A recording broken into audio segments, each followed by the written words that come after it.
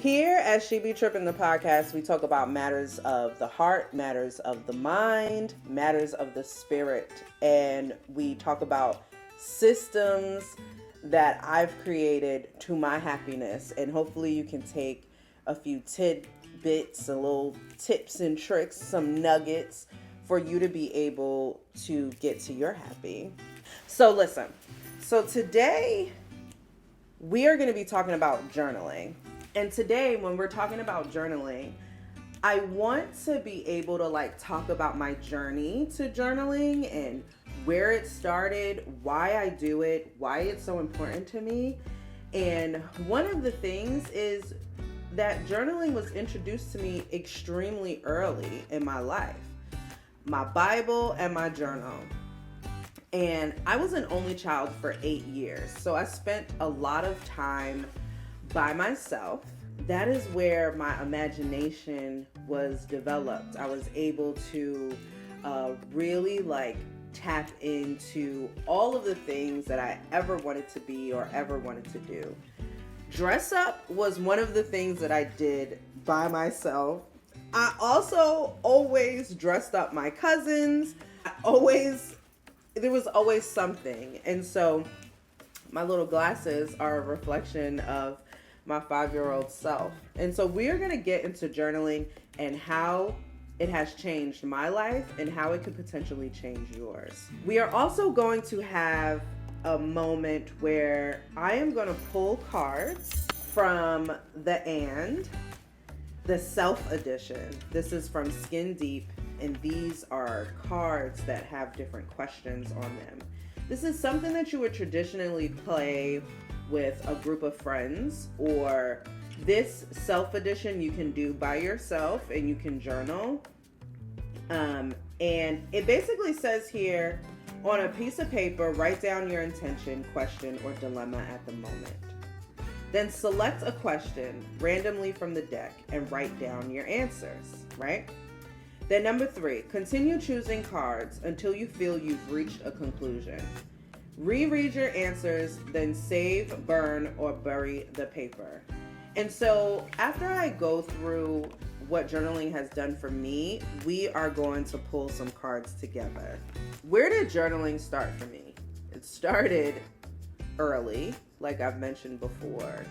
And I have been writing in a diary for years. I literally just started calling it a journal, maybe in my adult years, because I guess that's the cool thing to do. It's not a diary anymore, but it's my diary.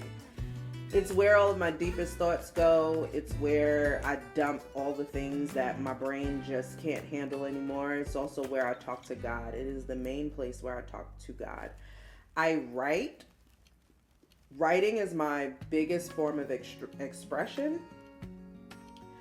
I feel that might have become my biggest form of expression because a lot of times growing up, I felt like my voice was muffled, or not even my voice. I would say my true feelings were muffled.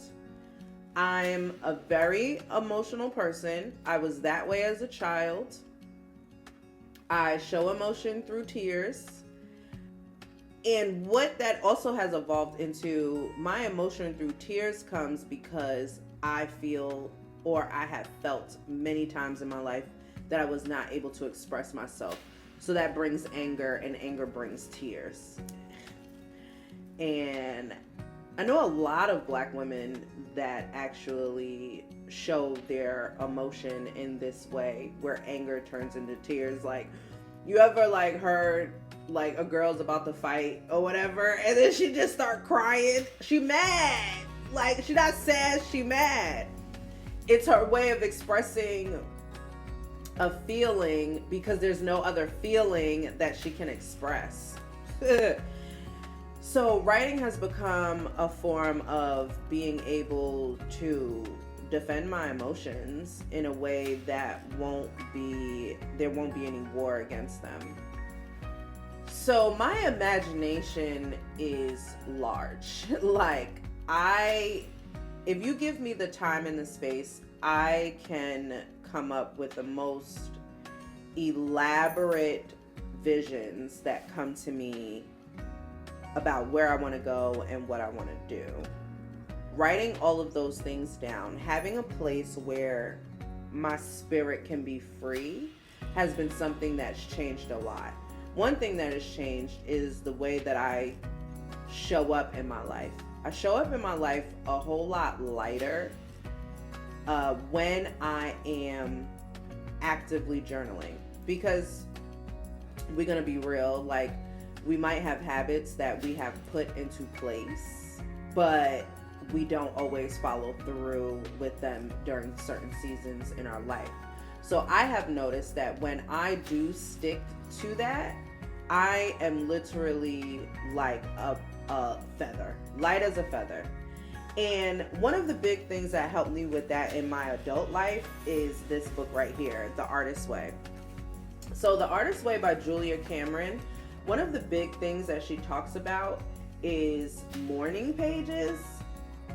And morning pages, she says here, in order to retrieve your creativity, you need to find it. I ask you do this by an apparently pointless process I call the morning pages.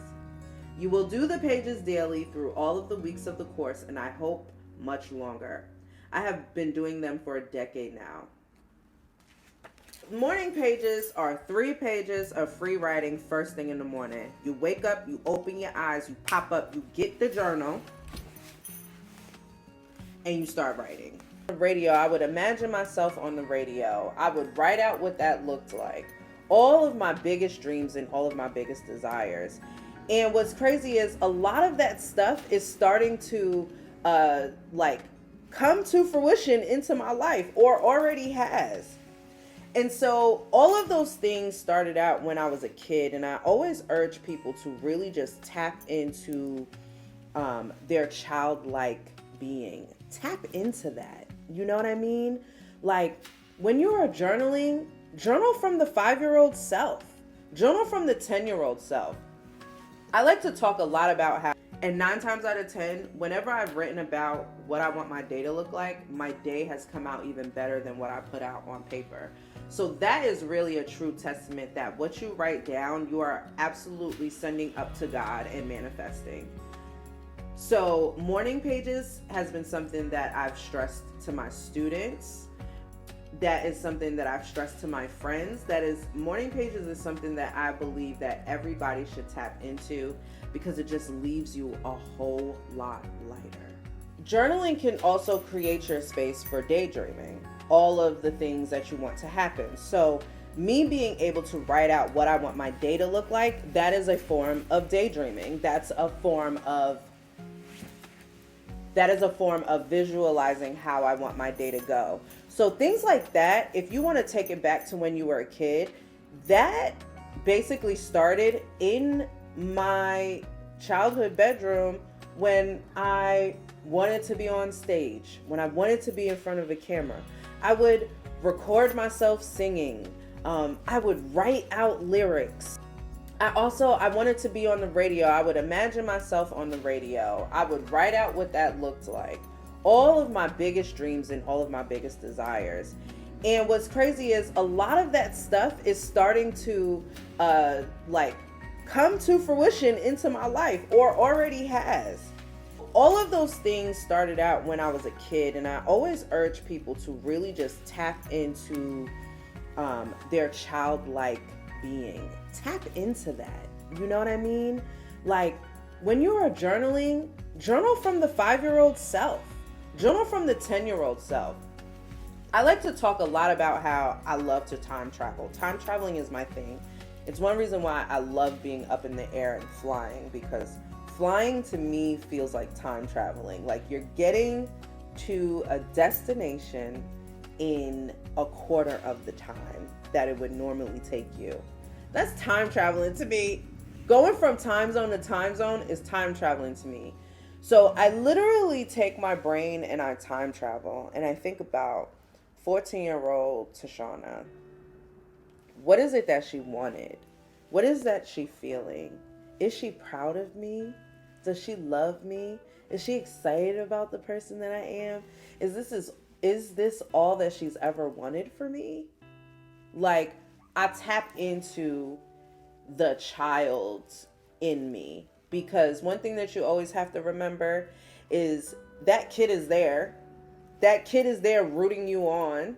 You don't have to work too hard for that kid. You just have to show up as yourself. And so journaling has given me a space for me to be able to do that, for me to be able to tap into my child that is sitting inside of my heart and be able to walk through life as light as a feather, like I mentioned before. So how I incorporate journaling in my life on the road is literally the morning pages, and then I do audio journaling, I do video journaling, and adding those two to written journaling takes your journaling to a whole nother level. When I had a breakup, a year and a half ago, it was really like rattling. It rattled me, right? I started videoing the process. I saw a young lady on YouTube, and she video journaled her process of getting over a breakup. And when I tell you, she went from pieces being picked up off the floor to this flourishing woman.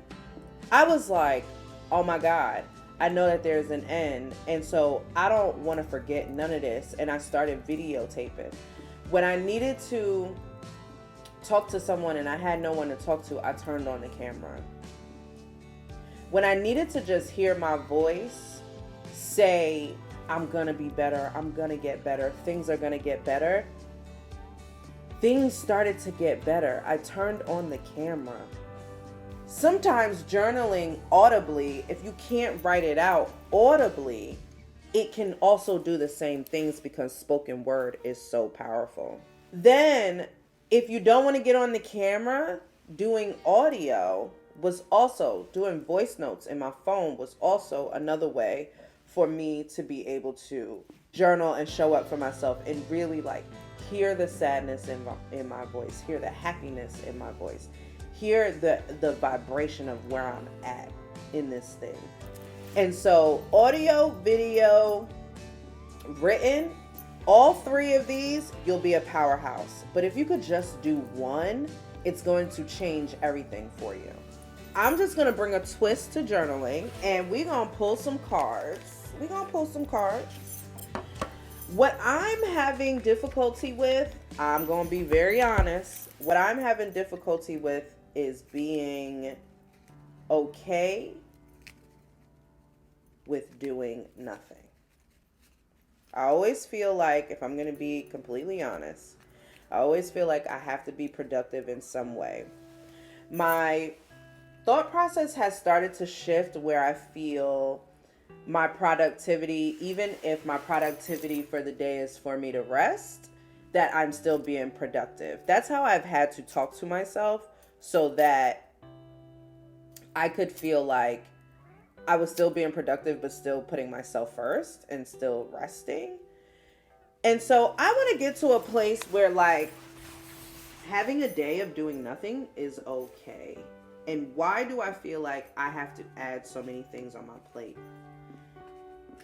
I was literally I was going to start a vigorous like educational certificate program next year, and I decided today that I was not going to do it and I was going to postpone it to 2025 because I need a break. I have been hustling and bustling. I taught my first semester as an adjunct professor. I was working 7 days a week, at the theater 6 days, teaching on my 7th day, and I need a break. I also don't have any space or time for family and friends, and I'm finding that connection, that type of human connection is something that I absolutely need. And so there are a couple of things that I just need to put down so that I could pick up something else that is important, or pick up nothing. I write a lot. Oh, the rules were we are going to write down what we are struggling with. So we're going to write down what it is that we are struggling with. And I am struggling with rest and contentment.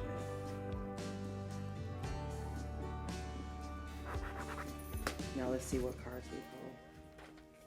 I'm going to pull 3 cards for the sake of this video. And you can get a book and you can do this journaling along with me. What if? It says, what if, y'all? What if I just rested? What's the worst that can happen? What if I said yes to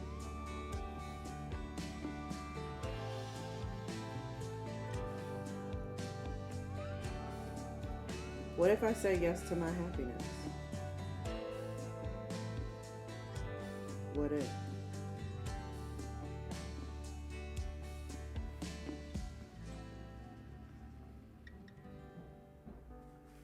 What if I said yes to my peace? What if? I think I just wrote a poem, y'all. What if I just rested? What's the worst that can happen? What if I said yes to my happiness? What if? What if I say yes to my peace? What if? This is good. This is good. It is a question that raised more questions. Wow, fill in your own question. No. Okay, so what's the second card? What was I born to do? I was born to be happy. And what you can see here with these, being able to do this with these journal prompts, is that your journaling could be as long or as short as you want it to be. There's no rules to any of this. Then, the last one. What am I jealous or envious of?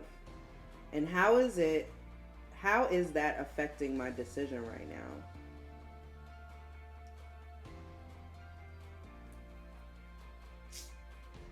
This is deep, y'all. Why is it doing this to me?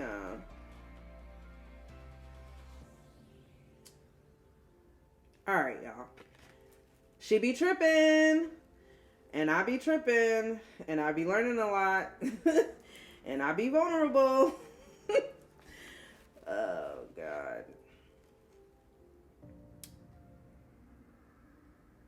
I am envious of people that have like friendships with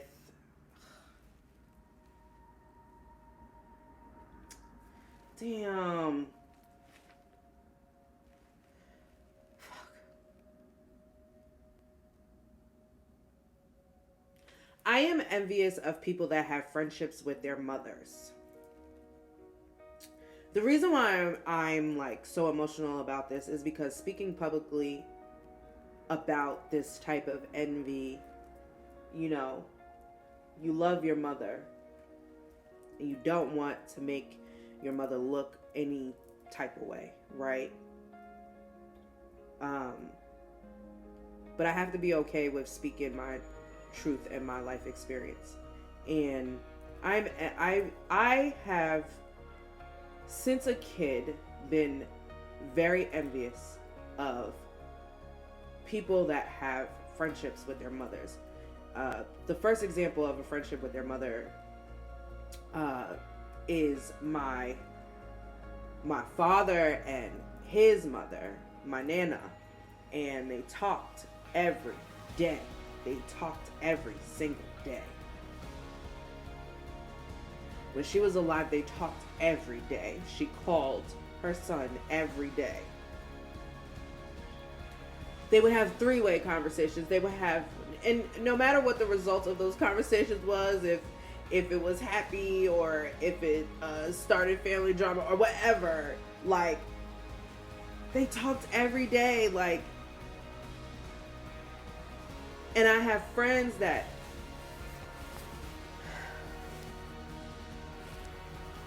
I have friends that their mothers, like, just the friendship, being able to build a friendship with your parent as an adult is something that I'm very envious of. And I believe it's affecting my decision right now of taking things off of my plate, because I spent a lot of my life making decisions and doing things that kind of made me happy. Yeah, I was good at it, or like it seemed like the right thing to do, but it was always seeking approval of my parents, particularly my mother. I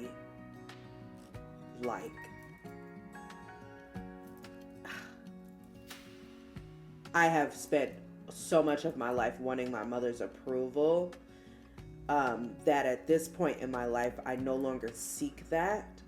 And so it has let up a weight off of me as far as all of the things that I think I have to do. I have to do what makes me happy, period. And so this is affecting my decision right now, because I choose to be happy by my standards. What if? I got a poem, okay? So with those 3 journal prompts, share with me on my Instagram, Tish_Ferguson. Send me a DM. Let me know how these journal prompts have changed your way of thinking or has helped you. Because baby, y'all got me crying on camera. We're not doing that. Maybe we doing that because she be vulnerable, right? Welcome to She Be Trippin'. We're in NOLA. This episode is done. I'm not trying to be vulnerable anymore right now. Not today. Not.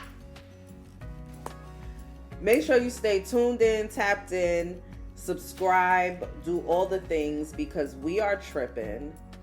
We are tripping. And we are tripping. It's She Be Trippin' the podcast. I'll speak to y'all soon.